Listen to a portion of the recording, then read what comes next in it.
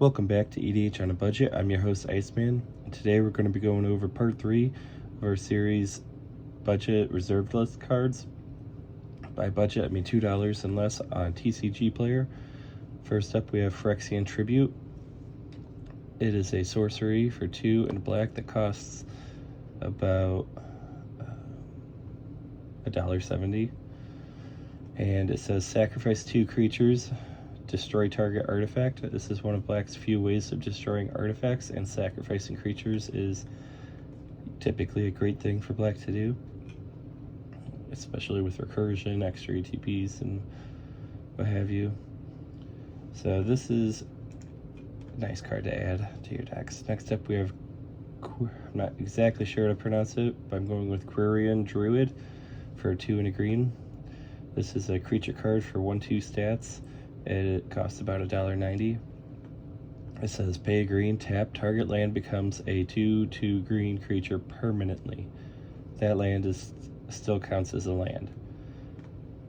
So many green effects will turn a land into a creature temporarily, like until end of turn, but this will keep it that way. So it is special that way, and if there's a board wipe happening, or like if you have a board wipe in your hand, you could just hold it in your hand and start turning people's lands into creatures one or turn at a time. And in an untapped deck, this can also do a lot of work.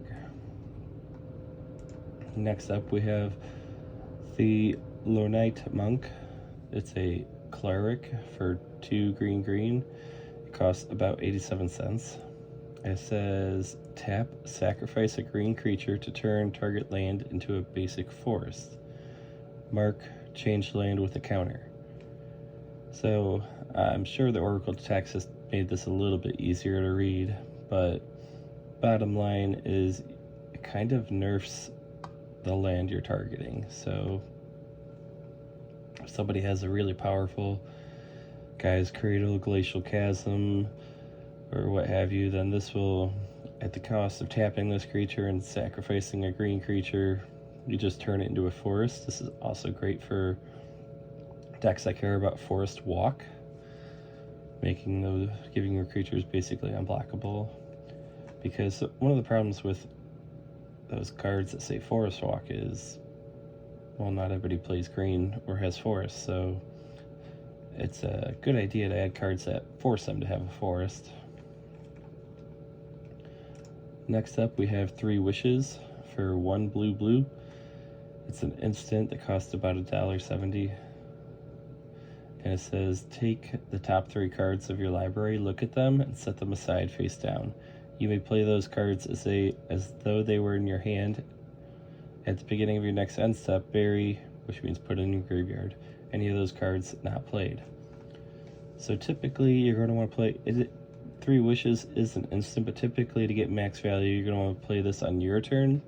Because it says you may play those cards, you could play lands. And when you do this to 3 cards, you're probably going to hit a land. So that's one way to do it. And this does cost 3 mana, so I would not say this is an early turn card advantage card. I'd say it's more like mid to late, because you're going to want to have at least 3 or 4 mana left over to try to cast one of those spells. Other than if you play it before that, you're just going to be really desperate trying to hit a land drop, or maybe look for like a counter spell, a 1 mana counter spell if you're that desperate. We have 1 more card left, but if you like what you're listening to or watching, please hit the like, share, and subscribe button to help the channel grow. Last up, we have the most interesting card of these 5. It is Tidal Control. Tidal Control is 80 cents. It's an enchantment for 1 blue. Has cumulative upkeep 2, which is a decent bit, but its ability is very powerful. Any player may pay 2 mana or 2 life to counter target red or green spell. Play this ability as an interrupt, meaning instant. Effects that prevent or redirect damage cannot be used to counter the life loss. So obviously, if you have red or green, you're not going to want this in your deck. But if you don't, what are the odds that there's at least one player playing either of those colors at a 4-player table? Pretty darn good. Especially because there's 5 colors and this is 2, so that's about 40% of the cards that you're basically nerfing, because unless it says this card is uncounterable or cannot be countered, it's going to be countered. Pretty much everybody's going to want to be like, yeah, I pay 2 life, I'll counter that. You may not even have to be the one to do it. What's more likely going to happen is people might pass priority and be like, yeah, I'm not going to counter that. And they'll let the next player, I'm not going to counter that. And then the last player will be like, yeah, I'm going to counter that, because they don't want it to go through. You could even make some political deals if you're that last player where you're like, hey, I won't counter it if you attack those other players or whatever. So title control, the upkeep too, that is the big cost. So you play this for 3, the next, not on that turn, but on the next turn. So everybody has a turn in between you playing this card and you paying the upkeep.